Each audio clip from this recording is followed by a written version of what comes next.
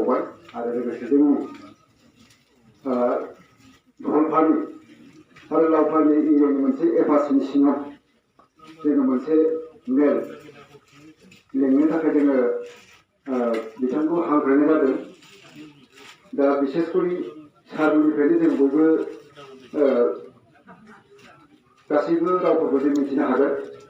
दा जोंनि लेंहरनाय आरो बिथांमोननिफ्राय जोङो मदद लुबैनायनि उद्देश्यआ बेनो जे जोंहा बेवहाय एसेब्लाबो माखासे डाटा एबा फर्मेटफोरखौ नायबाय, माखासे डकुमेन्टसफोरखौ चेक खालामलायबाय।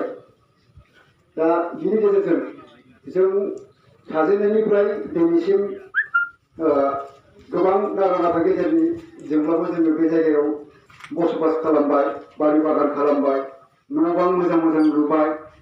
दा बे खेत्रआव बावैसो जे लेन्ड टाइटेल बुबाय थानाय समनि गेजेरावनो जे जोंनि गेजेराव मोनसे दुंहाव थासारि सोमजिबाय, जाय बे थासारिया ओरैबायदि माने दुखुनांथाव आरो सोमोनांथाव, माने सोरबा असह्यब्ला बेबायदि सुइसाइड जानायसिमबो थांनायनि सिस्टेमाव जोंनाव बे फैनानै दङ आरो दा बेखौ जोङो माबोरैहाय बिनिफ्राय जों उदां जानो हागोन आरो जोंनि बे हा हुनि जिथु मोन्थाय आरो मोननो नांगौ आरो बे थासारिफ्रा माबोरैहाय जोङो जोंनिफ्राय गोजान जागोन आरो जों बेयाव माबोरै जोङो सुखु गोजोन संसार जानो हागोन बेनि सोमोन्दै सावरायनो एबा बिथांमोननि सारमोननिफ्रायनो माबा मोनसे राहा दङ नामा, माबा मोनसे बिनि थाखाय जोङो उदां जानायनि मोनसे थांखिफोर दङ नामा, लामाफोर दङ नामा, बेखौ जोङो मिथिनो थाखाय बिथांमोनखौ जों हांख्रायनाय जादों। दा बिसेसकरि जेरैबायदि जोंनि गेजेराव जानानै थांबाय, जायफोर दानि जिथु सासनाव थानाय बिथांमोननि गेजेरजों जों हा मोननो जोंहा जथेस्थ' आसा दङमोन आरो बिथांमोनहा जोंनो मोजां मोजां आसाबो होदों। जिंगा गैयै भाबना गैयै जादो लोंदो, न' बां लुदो, मोजां मोजां बारि बागान खालामदो।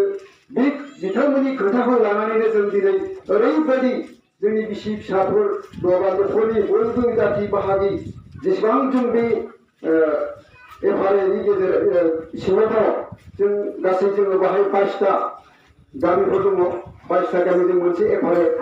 दा बे जों 22टा गामिया नै बावैसोनि माखासे दहाय एसेब्लाबो सारनियाव खोमाव होबाय।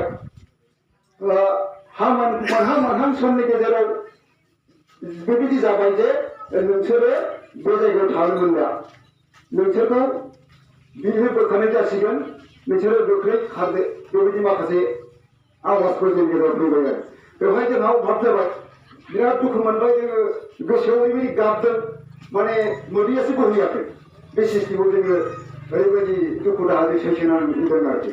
दा बेनो जे बिथांमोनहा एसे मोजां होखाबाय, मोननांगौ बेलायावसो जोंनो जानो होबाय, जेनेबा थोरसियाव आराम अनबाय, खुरबाय, होबाय, जेब्ला आखाइ सुनानै लगायनाय टाइमाव बे जोंनि थोरसिखौ जोख्लायनानै होबाय। दा बे सिस्टेमाव जोङो ओरैबायदि दुखु मोनदों आरो बे दुखु मोननाया बुंस'नो हायै बायदि दुखु।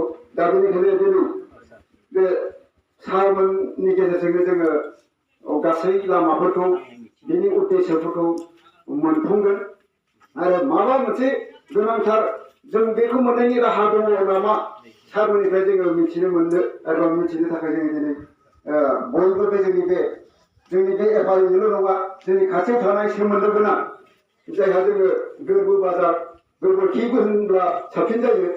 दा सिगाङावथ' गोबोरखिमोन, उनाव बियो लासैनो बेखौ चेन्ज खालामनानै गोरबो दोननाय जाबाय।